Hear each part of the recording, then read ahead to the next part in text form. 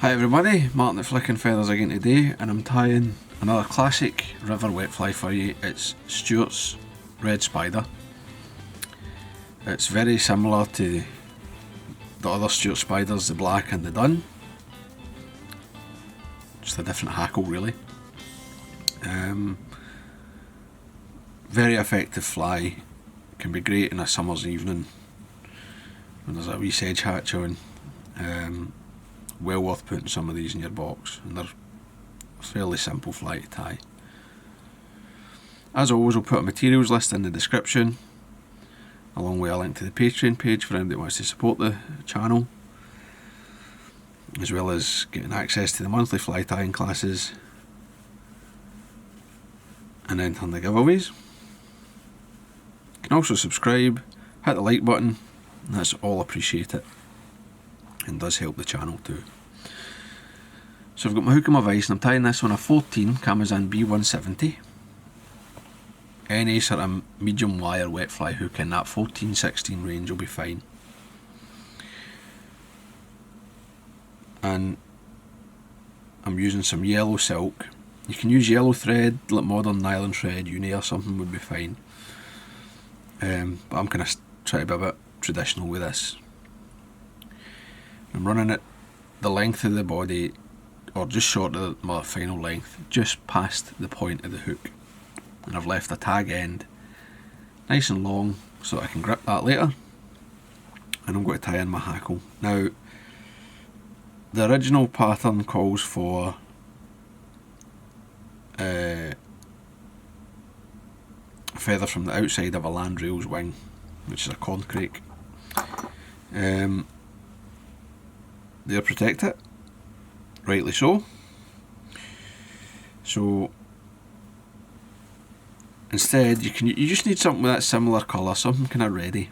Now, I like these wee cheap Indian hen capes. You get some excellent colour variation in these. They're very fine feathers. They're soft and they're mobile. You just try and find one that sort of you think is a nice looking reddy colour that will be close enough. I'm going to tie it in by the tip, and I'm going to take my first 2 turns over it back onto the bare hook. Right. And I've now sat this feather in at the back of the body, and that's the length of my body just between the point and the barb. Just make sure that is where I want it. And I'm going to take my thread forward. A few wraps. It's well secured, right? I've waxed the silk a couple of times. Not enough to change the colour, but enough to make it strong and grippy. And then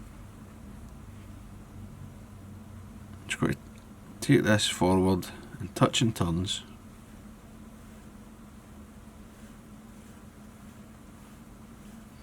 Build a nice level body. And that's it. Then, to wind this hackle and protect it, we're going to twist it around the feather, around the silk. So we're going to set the silk inside, just twist them together.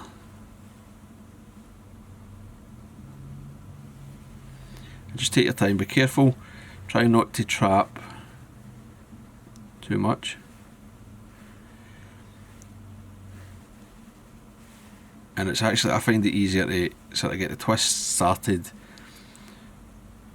with my hand.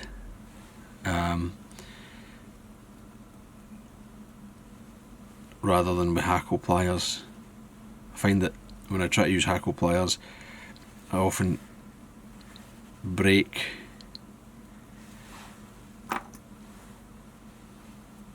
the feather at the beginning, but once it's twisted I can grip it so that it's held, and then I'll just sort of sweep the fibres up and back so they're not tangled, and I've got like basically a doubled hackle. and then I'm just going to wind this in open turns up the body. Now when I twisted that, I was twisting anti-clockwise as I look at the feather, because I tie left-handed but I wind still away from myself. If you tie right-handed, you want to make your wraps the other direction so that they don't unravel. And then each turn of the hackle, I'll just give it a wee pull, make sure to stroke the feathers. I'm going to come right up to the front and open turns. I've got maybe 4 wraps of the hackle up to the head. Now just take the thread across, keep it tight.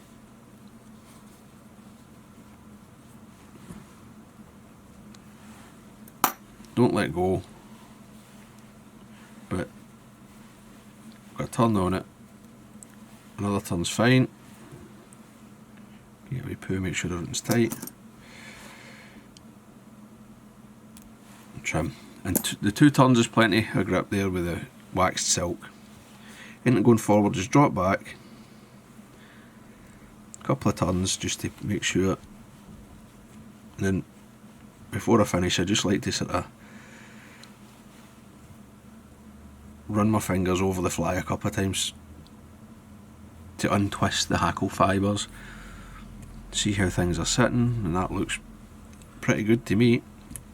It's a rough little fly, but it's very effective.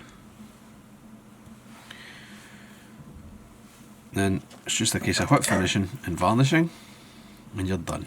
So just come in, 3 turns is plenty, it'll build my head. 3.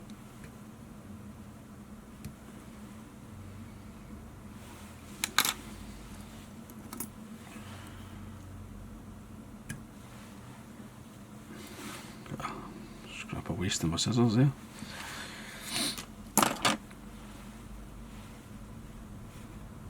And there you have it, a very effective little pattern.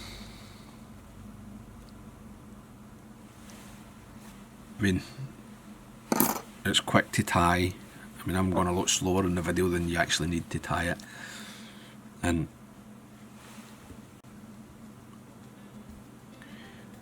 as a river wet fly, it can be very, very effective on its day. So I hope that was useful. I hope you enjoyed it. If you did, please hit the like button, subscribe to the channel, and I'll see you for another video. Tight lines, guys. Bye.